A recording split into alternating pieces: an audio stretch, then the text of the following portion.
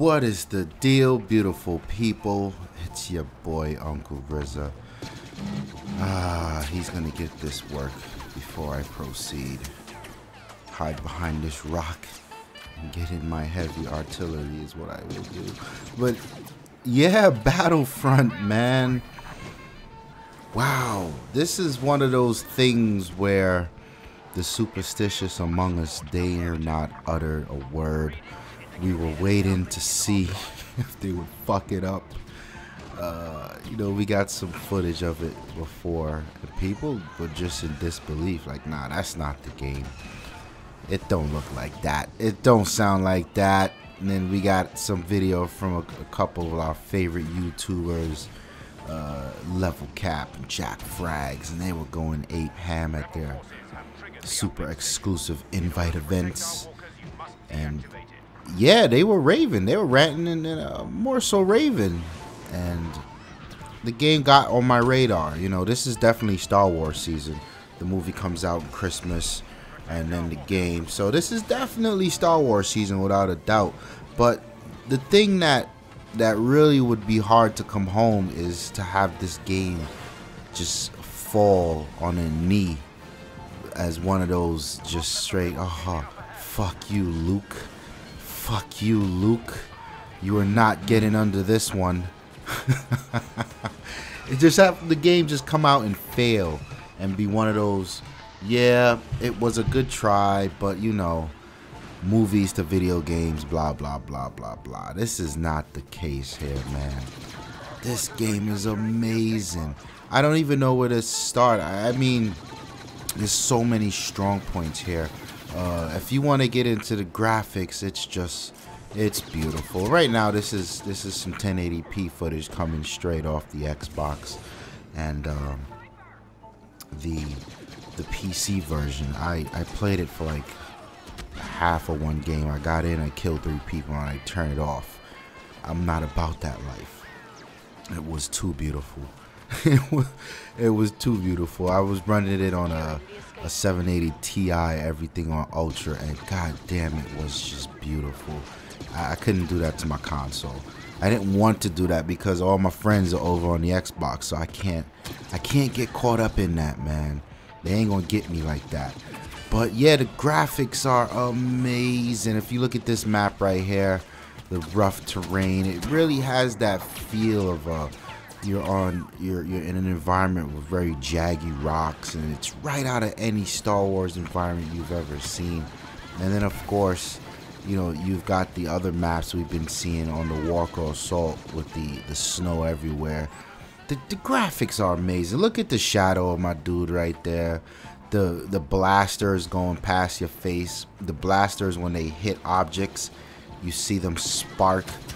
Just like the movies. It's insane how much detail was paid to this game, man. And the sound. I mean, the graphics are trippy, but the sound is, I think, by far the superstar here. And that combination of the look and feel and the sound of the Star Wars universe is what makes this game over the top. But yeah, everything sounds like it does if you've ever watched a Star Wars movie. And I mean, not just watch a Star Wars movie on your iPad or on your TV. I mean in full surround glory with the sound on deafening. It is amazing. The sound of the laser beams flying past your face when dudes miss. The sound of the ATST walking. The sound that the walkers make when their feet hit the ground and you're right under them. Everything's just amazing. I mean, I can't, there isn't much of a negative downside I could say. Besides the fact that the heroes, which is the Darth Vader and Luke, that's all we have so far. They sound kind of suspect. I wish they would tighten that up a little, but that's neither here nor there. It's not a big deal. Man, it's just, wow. I mean, if you've got you some Astros, some A50s, some A40s, Turtle Beaches, whatever gaming headsets that you use, you are definitely in for a treat. And it's one of these games where the sound will definitely save your ass. For instance, it was about 3 or 4 guys, and we were running up this hill. and I heard a lightsaber. And in fact, I got one of those clips, but this one was Vader. I heard a lightsaber. I said, yo, what the fuck? I hear a lightsaber. The dudes are like, what do you mean you hear a lightsaber? Lo and behold, we see the top of this dude's helmet, and we were like, shit, gotta go. Here's this right here. This one of the clips. This one was with Luke. I heard him too. I called it out, and I knew he was right in front of us. But it's just dope. So I guess we might as well get into the heroes, and then that leads into the conversation with the balance of the game. The hero shit is pretty dope. And by heroes, you know, you've got your Star Wars people, Vader, Luke. I think they said they found some files for Boba Fett in the beta, and a bunch of other people. It's kind of tough to really sit down and think from a developer's perspective on what a hero should be and how they should work in this game. And I think they really hit it on the head, right? Because you've got this weird mix of third-person, first-person shooter. Then you got dudes running around wielding lightsabers. I've never played the first Battlefront, so I don't know what that was like. But I've heard a lot of the fans of the Star Wars games before were worried, and now they're okay. And from what I can see here, it works well. I mean, these guys aren't invincible. You know, you can hold the LB to block. I'm sorry, you can hold the L trigger to block blaster shots and whatnot, and you can progress. But they did a good job where your time as a hero is actually limited, so you're not going to be running around the map going 80 and 1. You know, it's very well balanced. The vehicles you're looking at now, I'm in the ATST, and from my footage, if you guys have been watching my footage for a while, you know this is very unlike me. I'm that dude that's almost never in the vehicles, but in this game, I feel like the vehicles are such a huge team play role. You get so much more to contribute to your team if you get in the vehicle and help out, as opposed to getting a tank in Battlefield and just fucking killing everything.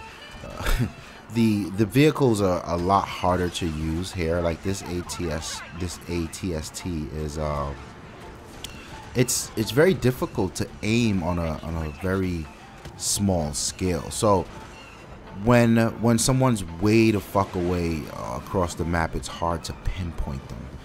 It's almost impossible actually. When they're a lot closer, it's easier. And it's got a fair bit. It's got like some cluster missiles or some cluster bombs, whatever, and then a rocket, and then the regular blasters. It's pretty good. And then when you get in the walker, I like what Jerry said. He equated it to the AC-130 in Call of Duty. It feels very much like that. You've got 3 main weapons. One is the airstrike you can call in, and then you've got 2 different type of blasters, and they all fuck people up. And of course, you're in the walker for about a minute. In the ATST, you're in that for as long as, you know, as long as your energy, it doesn't regenerate. So as long as you can keep that thing alive, that's how long you'll be in it. So there's a good bit of dudes that I've seen that ball out in that ATSV for a long ass time. It took a while to get them down. They were smart with it. But yeah, the whole first person, third person thing, I have issues with that, the way the control mappings are done on the Xbox. So to switch to third person view, you have to pretty much hold down on the digital pad. And I notice every time you respawn, it reverts back to the first person view, and which is annoying. And I didn't even go into the settings to check to see if there is a way to tell it your preferred view. Pretty sure there is. I'd be shocked if there wasn't. But one of the biggest issues with this is the way you switch shoulders, and I think a lot of people still don't realize that you can switch shoulders. Here's right here, this dopeness. The shields went down. The shields went down on that walker, and we're trying to tear it up. You see, dude crashes playing into it. Yeah, but I don't think a lot of people realize you can switch your shoulders, which is a proper part of any third-person shooter, right? Now, oh shit. Now, the thing about that is the button to switch shoulders is down on the D-pad, which means it's the same button to enable a third-person view. Sounds good in theory, but when you realize that you have to take your hand off of the controller off of the analog stick and stop movement to pretty much switch shoulders, that doesn't work in the middle of a firefight. And I see this as a console only issue, because on the PC these guys has got all type of buttons on that keyboard. They can do what they want there, but for us this is an issue. And I found it to be wildly inefficient to just stop moving in the middle of a firefight to switch shoulders left or right, or running up through the trenches to, you know, to switch the shoulder to turn that corner a little better. But other than that, I think the third person view works fine. I think they really need to rethink the controls and how we can get the switching the third person to either on the bumpers or I don't know, on the thumbsticks or something. But when you look at what's already there, it's going to be a very tough choice, right? If you put it on the bumpers, then you lose your jetpack, your grenade. If you put it on the thumbsticks, then you lose your run and you lose your melee. So it's a tough one. The only thing I can see is that elite controller where you've got extra buttons on the bottom for this type of thing. So how about that? Yeah, but you know, overall, I think this game is nothing short of amazing.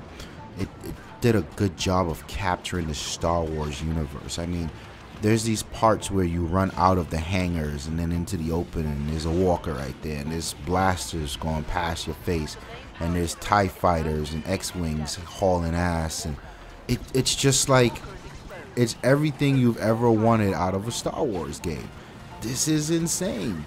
And you know, for me, Empire Strikes Back is my favorite Star Wars game, and this is pretty much a lot of that right here. And I'm kind of really stoked to see what else we get when the full game comes out. And another thing that really I like about this game is how the ADSing, or aiming down sight, doesn't increase your accuracy at all.